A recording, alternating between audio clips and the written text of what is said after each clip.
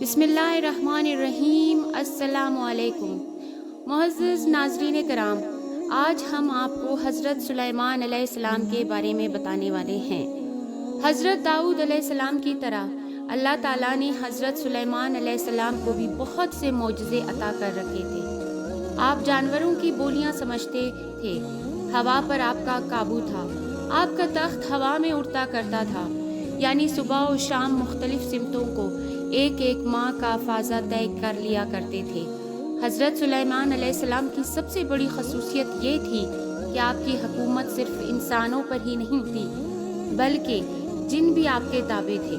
حضرت سلیمان علیہ السلام نے مسجد اقصیٰ اور بیت المقدس کی تعمیر شروع کی۔ جن دور دور سے پتھر اور سمندر سے موتی نکال نکال کر لایا کرتے تھے، یہ عمارتیں آج تک موجود ہیں۔ اس کے علاوہ آپ نے جنوں سے اور بھی بہت سے کام لیے۔ ایک موقع پر اللہ تعالیٰ نے حضرت سلیمان علیہ السلام کو آزمائش میں ڈال دیا۔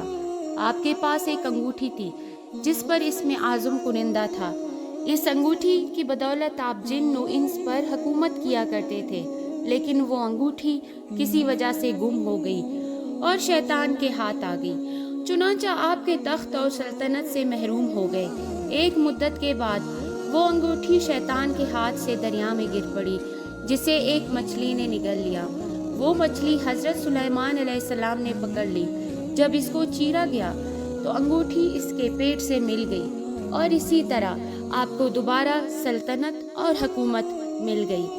حضرت سلیمان علیہ السلام کے زمانے میں یمن کے علاقے پر ملکہ سبا کی حکومت تھی۔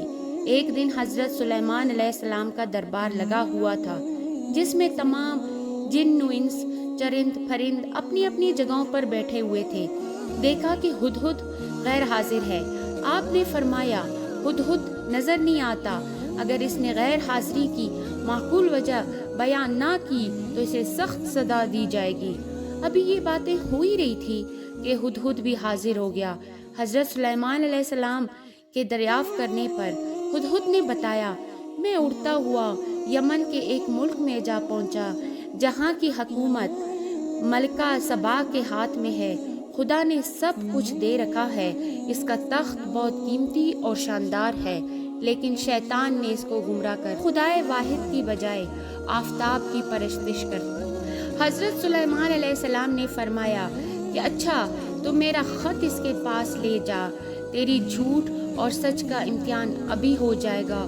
چنانچہ ہدہد آپ کا خط لے کر ملکہ سبا کے پاس پہنچا اور اس خط کے آگے ڈال دیا۔ ملکہ نے خط پڑھا کہ درباریوں کو بلایا اور خط کا مضمون پڑھ کر سنایا، جس میں یہ درج تھا، یہ خط سلیمان علیہ السلام کی طرف سے ہے اور اللہ کے نام سے شروع کیا جاتا ہے جو بڑا مہربان اور رحم والا ہے۔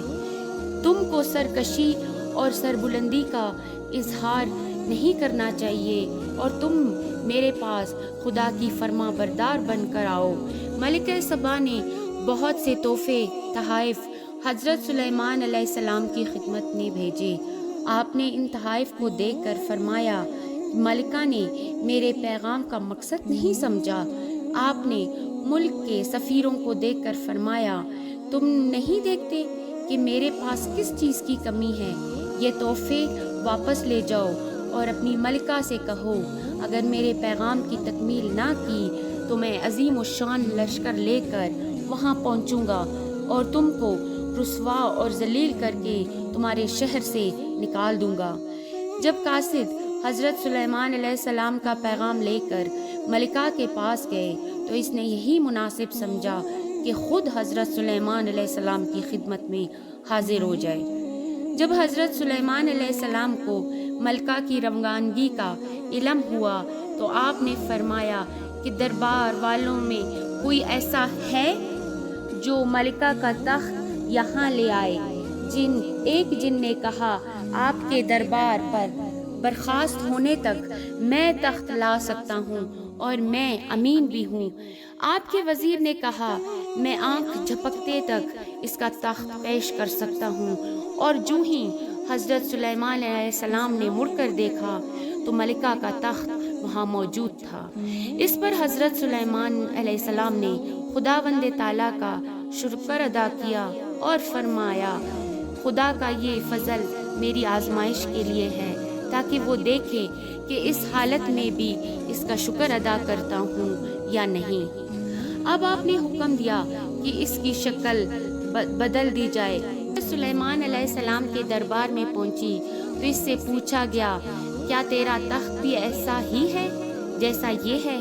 اس نے کہا یہ تو وہی ہے۔ ملکہ سبا نے حضرت سلیمان علیہ السلام کے پیغمبرانہ جاہ و جلال کو دیکھ کر اسلام قبول کر لیا۔ حضرت سلیمان علیہ السلام کی وفات کا واقعہ بڑا ہی دلچسپ ہے۔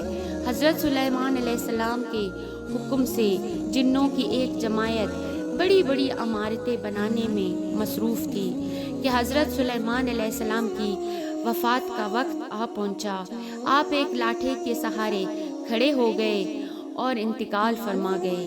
جنوں کو آپ کی موت کی خبر نہ ہوئی، وہ اپنے کام میں لگے رہے۔ آخر ایک عرصہ کے بعد ان کی لاٹھی کو دیمک نے چاٹ لیا تو وہ بودی ہو کر گر پڑے اور حضرت سلیمان علیہ السلام جو لاٹھی کے سہارے کھڑے تھے وہ بھی گر پڑے۔ اس وقت جنوں کو معلوم ہوا کہ حضرت سلیمان علیہ السلام تو مدت سے انتقال کر چکے ہیں۔ تو ناظرین کرام، آج کی ہماری ویڈیو آپ کو کیسی لگی؟ اگر آپ کو ہماری ویڈیو پسند آ گئی ہو تو ہمارے چینل کو سبسکرائب کریں۔